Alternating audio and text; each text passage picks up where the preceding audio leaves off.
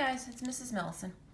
Okay, today we're going to learn about how to write the equation for a least squared regression line using either summary statistics or computer printout. Because back in Check Your Understanding on page 172, I showed you how to create a least squared regression line by entering your explanatory variables or explanatory variable values in list 1 and then your response in list 2 and then running lin reg and getting your equation that way. But on the AP test, they're probably not going to have you entering data into lists, okay? They're going to give you either summary statistics or computer printout, and you need to create the least squared regression line from them, okay? So that's what we're going to do today. All right, so the first thing, let's do our summary statistics. We'll do this column. Before we do it, let's get an idea of what our scatter plot looks like, okay? Just to get an idea of our data. Okay, so a store was evaluating their sales based on their advertising. So their sales are based on their advertising, okay? Below are summary statistics for the monthly advertising costs and sales revenue. So it looks like they're both in dollars, right? I'll put ad costs, okay? And the correlation is 0.82, so that's a fairly strong positive linear association. So the data probably, the scatter probably looks like this, okay? A fairly strong positive linear association. And then my least squared regression line is just going to sit on top of that data, probably a little bit above, but whatever. It should sit, right on top of our pretty tight linear data, okay? So just so we have an idea. All right, so let's write the equation of least squared regression line and then talk about some other stuff that we have here. All right, what we're going to use, since we don't have our data, we can't put anything in the calculator, we're going to come to our formula sheet and we are going to use these three equations, okay? This is the equation of a least squared regression line. Y hat, or the predicted y, equals a plus bx, and x is your explanatory variable. Y is your response that you're predicting. This is the same thing, y equals a plus bx. It is mx plus b. I'm just using different letters. B is my slope, a is my y-intercept. But this we're going to use using the mean of our explanatory variable and the mean of our response variable. And then, of course, this formula down here for b is slope, which we can calculate using the correlation and then the two standard deviations of our response and our explanatory variable. So how convenient, I have my means, my standard deviations, and my correlation. So I can use all these equations to get my least squared regression line. Okay, so I'm going to write these equations down. So I am aiming for that. I'm aiming for my least squared regression line. My predicted y equals a plus b times my explanatory. So I will use, first of all, this equation for my slope, and which is simply my correlation times my change in y over change in x. Standard deviation is kind of that change, okay? And then ultimately I'm going to use this equation. Once I find slope, I'm going to plug it in for here, plug in my means, which I'm given right here, to find my y-intercept, okay? All right, so let's start with this. Slope equals correlation is 0.82. Standard deviation of y. Now, again, what was our y? We should mark some of these. Our y was sales, so this is our y, this is our x, this is the mean of x, this is the mean of y, this is standard deviation of x, this is standard deviation of y, and that's my correlation, okay? Just so I remember what everything is, I'm going to go ahead and mark it all up, okay? All right, so standard deviation of y is 125.38. Standard deviation of x is 32.44. Putting that in the calculator, which I'm sure you're all quite capable of doing, we get 3.17. So that's my slope. And we will interpret slope in a second. Let me scoot my chair over for a second. All right, so now I have slope, and I'm going to plug in the mean of my y and the mean of my x to get my y-intercept. So using this formula, my mean of my y is 6795.17 equals a plus my slope times the mean of my x. Okay, doing a little bit of algebra, if I just multiply those and then subtract them, I will get a equals 5144.77. So I'm going to plug this in for a as my y-intercept, this in for b as my slope, and I get my least squared regression line. Plus 3.17x. Now let's identify x, our ad costs, right, in dollars, and y is my, oops, that's an arrow, is my predicted, oh, you guys can't see what I'm writing. X is my ad cost, and y hat is my predicted sales. Okay, sales revenue I have up there. Also in dollars. Okay? So that is how I can use the means, the standard deviation, and the correlation to calculate my least squared regression line. Okay? So let's do a little bit of interpreting. Let's interpret the slope. Okay? So what a slope means is for each additional dollar I spend in advertising costs, I expect my predicted sales revenue to increase by $3.17. Okay? So every dollar I spend advertising, I'm going to earn $3. So that's a 1 to 3 return. Not too bad. Okay, so we'll write that. For each additional dollar I spend on ad costs, I predict my sales revenue will increase by $3.17. So again, let's kind of generalize this. For each additional dollar I spend on ad costs, that's my X, okay? I predict my sales revenue, which is my Y, will increase, which is the sign of the slope, by $3.17, which is the slope. Okay, so I can follow that same, sorry guys, I keep forgetting to move this up. I can follow the same type of shell. For each additional X, I predict my Y will either increase or decrease, whether that's positive or negative, by my slope amount. Okay, and trust me, we're gonna do this for every single one, so you'll have lots of practice doing it. Okay, so now let's do the Y-intercept. Okay, well, Y-intercept simply means you plug in 0 for X algebraically. If I plug in 0 for X, I basically don't have any ad costs. So if I spend 0 money on ads, I expect my revenue to be about $5,000. That's not bad, okay? So if I spend nothing on ads, I predict my sales revenue to be, I'm going to squish this in here, 5144.77. Okay, so again, if I spend nothing on ads, so this is 0 for X. So if I plug in 0 for X, I predict my sales revenue, which is Y, to be my Y-intercept. Okay, so again, you can kind of use that same little shell. Okay. All right. The only other thing I want to talk about in this scenario is my R squared, or the coefficient of determination. Coefficient. Okay.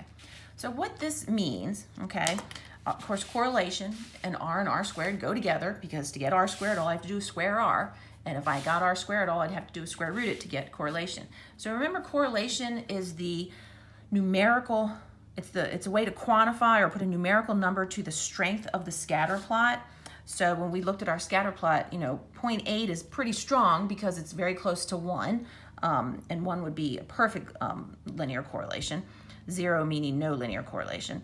So 0.82 is a way to quantify the strength of the linearness of the scatter plot. Well, R squared is a way to quantify how tight the scatter plot dots are to the least squared regression line. Okay, so we want our R squared, and we're going to say it in percent, to be as close to 100% as possible. Because if I had 100% coefficient of determination, all of my observation dots would sit on my least squared regression line. Again, probably not going to happen, but I want my dots as tight to that line as possible. So that means my R squared is going to go up towards 100. So anything close to 100 is a good coefficient of determination. Anything like 20, 30%, that's not very good. It's very low. Okay, so let's talk about this. So R squared is simply our correlation squared. So we put that in the calculator, and we get 0.6724. So what that means is about 67.24% of the variation in the revenue, let's look at our picture, the variation in the sales revenue is explained or accounted for by the least squared regression line that relates revenue to ad costs. So that's not that bad, 67%. It's closer to 100 than 0, but it is kind of close to 50, but whatever, that's not that bad. We would like it to be better, but it's not that bad. Okay, so let me write that down. So about 67.24% of the variation, that's a V, okay, so variation is, you know, kind of like that difference between the dots and the line.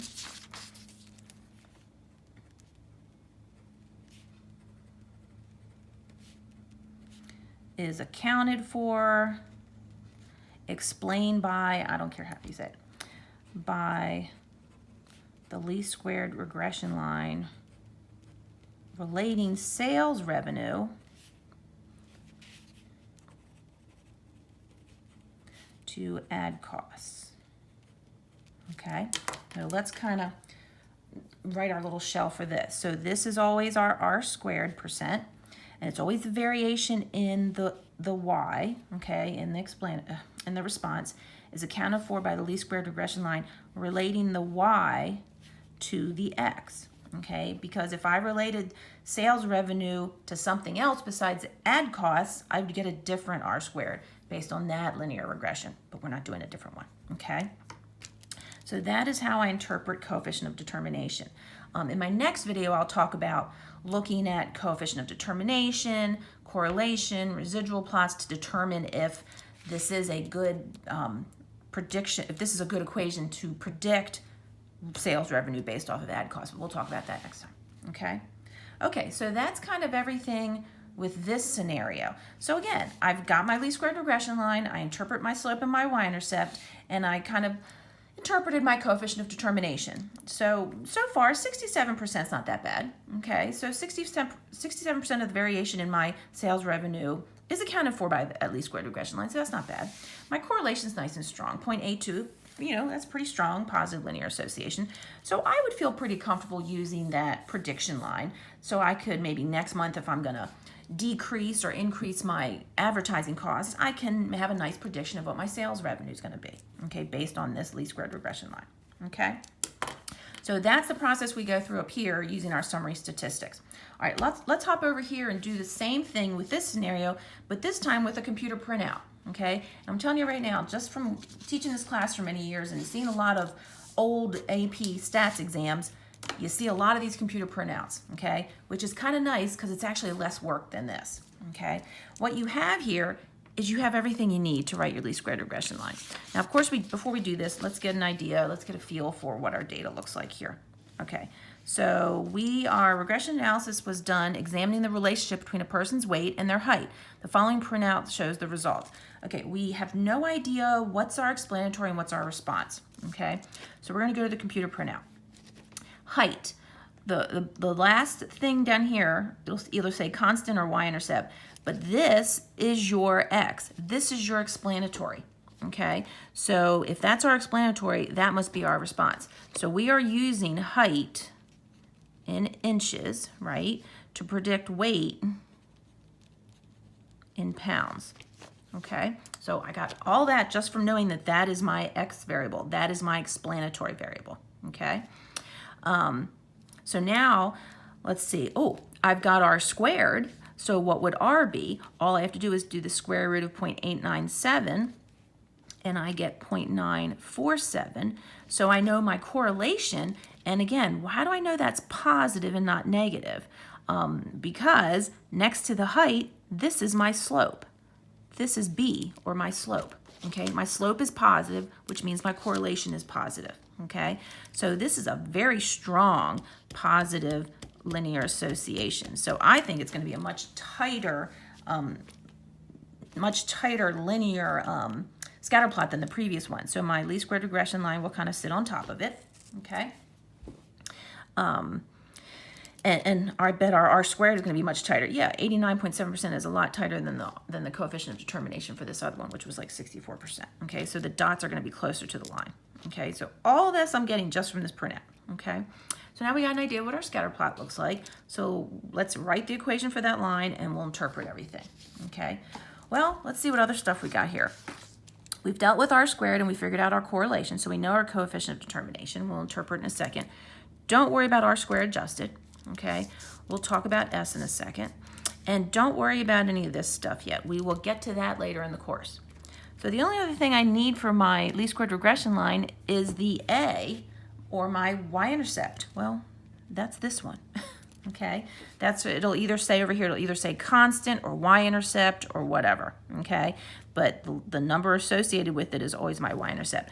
So I can actually write this least squared regression line without doing any calculation whatsoever. Okay, so I pulled my Y-intercept, that's my A, and then I pulled my slope, and that's my B. So let's just identify X. X is height in inches, and Y is the predicted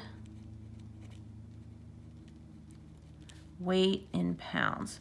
Okay, much faster than doing all that, but sometimes you have to do all this if you're given the summary statistics and not a printout. Okay, all right, so let's interpret our slope while we're here. Okay, so basically if we follow our pattern here, for each additional X, I predict my Y to either increase or decrease by the slope. So for each additional inch in height that a person grows, I predict their weight will increase by about 6 pounds. Okay.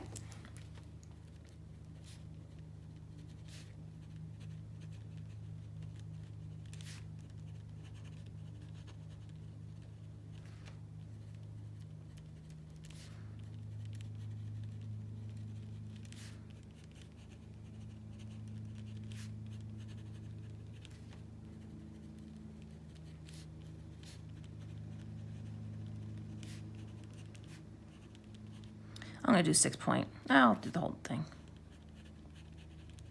Okay, so again, for each additional X, I predict their Y to either increase or decrease by the sign, so it's increase, by this many, there's my slope,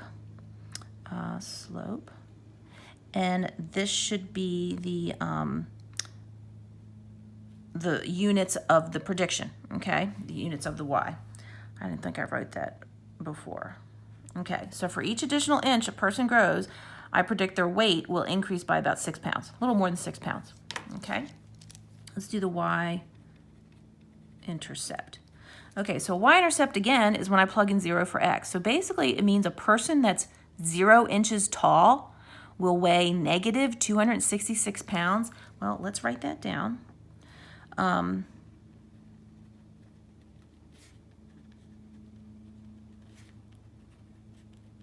Who is 0 inches tall. I predict a person who is 0 inches tall will weigh about negative 266.53 pounds. Okay.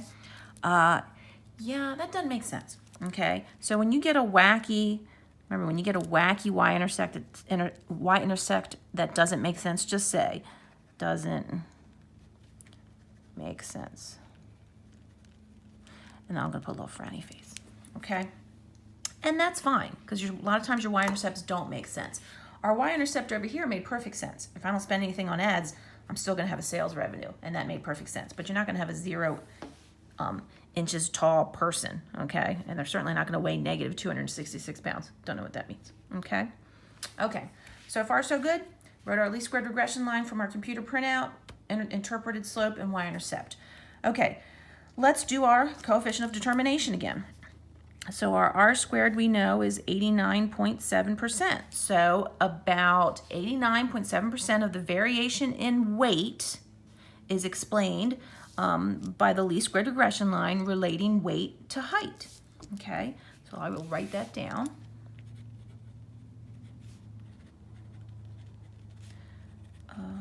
The variation